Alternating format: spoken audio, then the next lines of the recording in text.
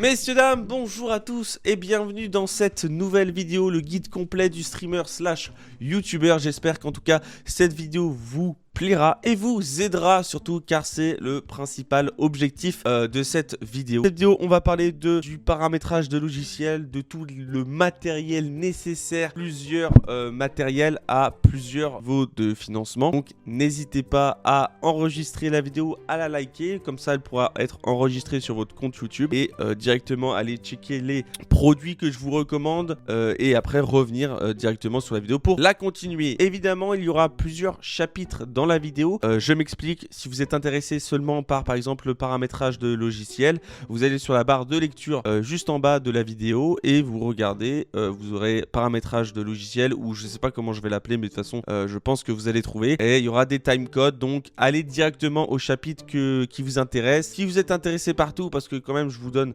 du matériel et des produits qui sont peut-être pas très connus mais qui sont vraiment très utiles, donc n'hésitez pas à regarder toute la vidéo et ça me ferait énormément plaisir. Cliquez seulement à la partie streaming si vous avez une connexion très faible, que vous habitez en campagne, qu'il n'y a pas fibre, mais si c'est pas votre cas, je pense que vous pourrez acheter tous les matériaux, tous les produits que vous voulez à un prix exorbitant, ça va jamais marcher. On va parler directement du matériel. Pour la rubrique matériel, il y aura toujours 2 à 3 exemples avec un prix bas, un prix moyen et un prix haut sur chaque produit. Il faut savoir qu'il y aura 2-3 produits où il n'y aura qu'un seul produit que je vous recommande parce que tout simplement c'est celui que j'utilise et que je ne suis pas allé chercher d'autres parce que je trouve que c'est les meilleurs à un rapport qualité-prix assez correct. On va parler directement de la caméra. Il faut savoir que ceux qui n'ont pas énormément de budget, on peut streamer avec le téléphone. Je ne sais pas sur Apple si c'est possible, mais sur Android je sais que c'est possible. Vous allez sur internet, vous mettez streamer avec son téléphone. Forcément, il y aura des logiciels à installer. Forcément, il y aura des câbles à installer, des câbles à acheter, pardon.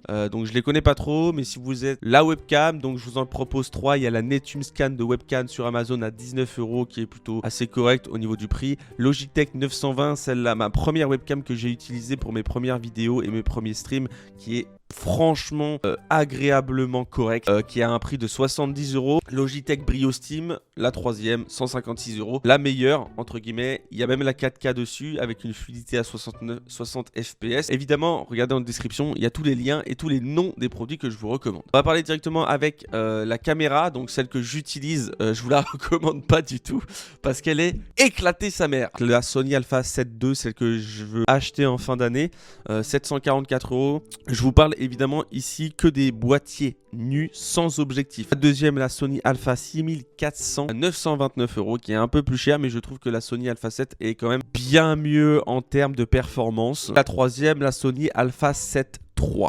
On passe directement au branchement. Évidemment, caméra dit branchement, il faut relier la caméra au PC, c'est-à-dire qu'il vous faut un Elgato Camlink 4K qui est à 125 € sur Amazon. Évidemment, je vous parle de ça quand vous avez une caméra, donc c'est vraiment investir vraiment dans ce que vous aimez, dans ce que vous voulez. Je sais qu'il y a sur le marché d'autres Camlink 4K à 30-20 €. Je préfère avoir de la qualité, payer peut-être un peu plus cher, payer 20 ou 50 € de moins. Le produit lâche au bout de 3 ou 4 mois après. En termes de trépied, c'est pas celui que j'utilise, mais en tout cas, je vous le conseille énormément parce que c'est celui que je vais acheter. Elgato Master Mount les L, donc encore Elgato, 45 €, prix raisonnable. Évidemment, vous pouvez utiliser aussi un autre trépied flexible. Vous pourrez directement, par exemple, comme un bras mécanique comme que j'utilise pour le micro. Je vais pas trop le bouger parce que je suis en train de parler, mais genre, vous pouvez mettre la cam en arrêt bureau, vous pouvez mettre la cam vue plafond, vue un peu en biais. Franchement, je vous la recommande parce que vous pouvez personnaliser un peu votre setup, un peu comme vous voulez. Franchement, c'est assez agréable. Et au micro, c'est celui que j'utilise là actuellement. C'est le MV7X XLR à 176 €. Alors oui, c'est même bien cher. Vous avez d'autres micros. Allez checker, je les ai pas mis en référence. Qui dit micro XLR dit évidemment carte son.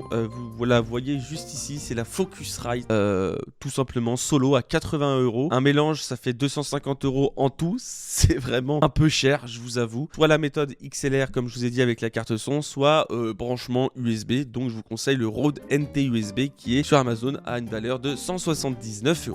En termes de lumière, je trouve que c'est les plus importants. Vous avez les Inis, donc c'est ceux que j'utilise pour les LED derrière moi, surtout pour la bleu clair qui a pour rajouter une petite ambiance un peu chaleureuse, un peu accueillante. Donc je vous y conseille, elles sont à 50 € sur Amazon.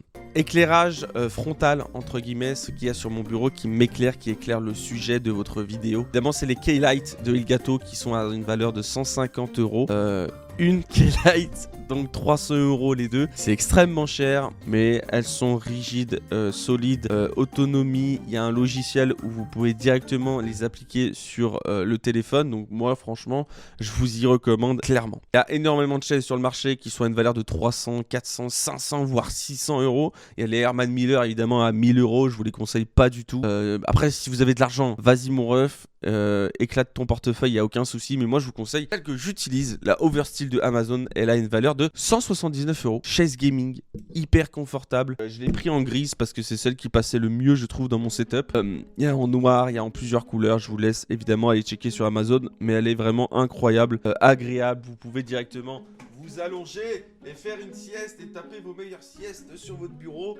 Mais elle est vraiment incroyable. Vous pouvez rabattre et remonter et rebaisser les accoudoirs. On passe directement au casque. Celui que j'utilise aussi, il y a beaucoup de produits que j'utilise. C'est comme ça, vous pourrez aussi vous dire que le mec ne conseille pas des choses qu'il n'utilise pas. Donc c'est vraiment sympa. Le Beyer dynamique qualité allemande, marque allemande, le DT770 Pro 80 ohms. Vous l'avez sur Énergie, sur les Planet Rap, sur Skyrock. Un plein d'émissions encore une fois sur Twitch. Je vous le conseille énormément. C'est l'un des meilleurs casques que j'ai croisé de ma vie. Évidemment, le Stream Deck. Bon, ça, c'est un petit plus. Vous avez le Elgato Stream Deck MK2 de Elgato, évidemment, qui a une valeur de 159 €, soit sur leur site marchand, ou soit sur Amazon. Une petite astuce que j'ai trouvé aussi sur internet, c'est seulement sur Android. Je suis désolé pour ceux qui ont Apple, moi aussi j'ai un Apple, c'est pour ça que j'ai acheté un Stream Deck. Vous avez la possibilité de télécharger une application sur Android, donc sur le Play Store, où vous mettez Stream Deck et vous avez des applications qui vous permettent de directement contrôler votre stream avec des boutons rapides, exactement comme un Stream Deck, mais ça c'est gratuit et franchement, mange pas de pain, les réductions on en cherche en ce moment. Évidemment, tous les prix que je vous ai annoncés dans cette vidéo sont d'ores et déjà actuellement aujourd'hui fixé. Nous sommes au mois bientôt de novembre, les fêtes de fin d'année approchent, donc n'hésitez pas, comme je vous ai dit, à enregistrer la vidéo, à enregistrer les liens. Comme ça, vous pourrez retourner à l'approche des fêtes de Noël pour évidemment avoir des réductions sur tous les produits que je vous ai dit. Je sais qu'il y en a énormément. Par exemple, la Focusrite, elle est beaucoup en réduction, même le micro. Donc n'hésitez pas à enregistrer la vidéo. Évidemment, il y aura beaucoup de réductions aux approches des fêtes des fins d'année. On va parler maintenant des logiciels de stream que j'utilise et que je recommande. Évidemment, vous avez deux choix possibles sur les logiciels de stream et de vidéo. C'est OBS et Streamlabs OBS. Streamlabs OBS est pour moi plus complet, mais malheureusement plus coûteux, entre guillemets, pas dans le sens du prix évidemment, mais dans le sens des performances de votre PC. Il prend plus de ressources du GPU. Moi, j'ai pas un énorme processeur, j'ai un i7 8700. Le problème, c'est que je préfère streamer sur OBS classique qui demande un peu moins de ressources, qui est quand même au niveau des plugins assez complet et plus facile à lire et plus facile d'utilisation. Vous avez aussi TikTok Live Studio. Je me suis mis à TikTok. D'ailleurs, petite transition, n'hésitez pas à me suivre sur Twitch et sur TikTok, Kiro/Dubat TV. Et n'hésitez pas à vous abonner et à liker cette vidéo évidemment. Évidemment, Stream Deck, le logiciel de Stream Deck pour personnaliser les icônes, pour personnaliser les accès rapides. Le Control Center de Elgato également pour les lumières, pour les jaunir, pour réduire, pour augmenter la luminosité. Voice Mode pour évidemment modifier votre voix pour qu'elle soit aiguë, pour faire des effets évidemment, de la résonance, de la reverb, tout ce qui s'ensuit. Logiciel gratuit, tout est en description, allez checker. Caméra, c'est l'un des logiciels qui m'a surpris le plus cette année. C'est un logiciel qui permet d'appliquer un filtre directement en live sur ta tête. Par exemple, Snap filtre chien par exemple sur Snapchat. Et ben vous allez l'appliquer, vous allez faire une commande directement en connecté avec votre chat Twitch. Par exemple, un viewer va arriver, il va mettre point d'exclamation langue et directement le filtre va s'appliquer directement sur votre tête. Donc c'est vraiment sympa, ça va permettre d'animer un petit peu votre live un peu plus et en plus de ça, de fidéliser un peu votre clientèle entre guillemets et votre communauté. Il faut savoir que si vous voulez un tuto pour chaque logiciel de paramétrage, par exemple Mixit ou Snap Camera, il n'y aura pas dans cette vidéo. N'hésitez pas à me le dire dans les commentaires, je le ferai avec plaisir. Audacity, c'est le logiciel que j'utilise là actuellement pour enregistrer le son du micro. Évidemment, je n'utilise pas le son de la caméra parce que n'est pas ouf. Audacity, ce qui me permet, c'est de récupérer le son et d'appliquer directement sur des logiciels et importer sur des logiciels de montage de photos ou de vidéos. La transition est toute faite. On va parler des logiciels de photo vidéo.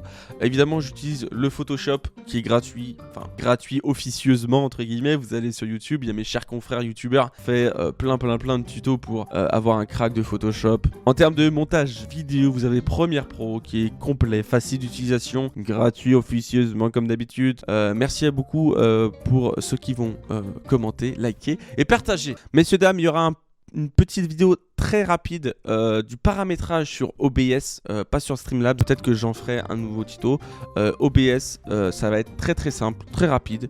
C'est parti. Tous ces genres de choses que vous avez besoin pour évidemment commencer le streaming. On va directement aller dans les paramètres. Pas grand chose à toucher à part si par exemple vous voulez un message, une notification quand vous commencez votre stream et quand vous le terminez, ou quand vous le commencez votre enregistrement ou quand vous le terminez. Stream, moi je vais parler évidemment sur Twitch. Vous allez sur service, vous cliquez sur la plateforme que vous voulez diffuser, serveur auto, vous faites recommander et après vous liez votre compte avec tout simplement internet que vous voulez. On va aller directement sur l'onglet sortie. Tout est personnel entre guillemets dans le sens où le contrôle du CBI évidemment vous le mettez en CBR. Le débit va être énormément de votre connexion. Moi j'ai 200 mégas d'upload donc je peux me permettre de mettre le débit le plus haut sur Twitch. Je vais vous afficher là actuellement un tableau de valeur au niveau des connexions. N'hésitez pas à l'enregistrer évidemment. Évidemment je fais la meilleure des qualités. Dans vidéo résolution de base. Il faut savoir que c'est un peu plus compliqué dans cet onglet-là, dans le sens où je m'explique. Résolution de base, c'est ce que vous voyez vous actuellement ici. Cet affichage est en 1080p, 1920p, donc ça demande un peu plus entre guillemets de performance pour afficher, parce que ça vous prend également aussi des performances d'afficher vos sources sur le logiciel. Pour y remédier, si vous n'avez pas un énorme PC, vous allez baisser cette fréquence directement. Là je peux pas parce que du coup j'enregistre l'écran et je ne peux pas modifier quand j'enregistre ou je stream quelque chose, mais vous baissez cette fréquence à peu près 720p, c'est plutôt raisonnable et ça du coup divise quasiment par 2 les performances. En résolution de sortie, c'est ce que les gens vont voir sur votre plateforme de streaming. Donc, par exemple, moi je suis en 1664 936p. Ça veut dire que c'est la 936p 60 fps comme vous pouvez le voir sur la valeur courante pour le débit d'image. Stable dans le sens où 1080p ça demande énormément de ressources pour quelque chose qui est quasiment similaire à 936p, donc on voit pas pourquoi se priver. Petite baisse de performance. Pour ce qui est des images, 60 fps, pour moi c'est très important la fluidité et la qualité. Priorité du processus, allez directement sur haute, évidemment ça va accélérer un peu les performances de votre processeur, donc c'est vraiment quelque chose à ne pas négliger. Et puis ou trop. Merci à tous, j'espère qu'en tout cas cette vidéo vous aura plu et vous aura surtout aidé. On se retrouve pour une autre vidéo, pour un autre tuto. Merci à tous, ciao ciao.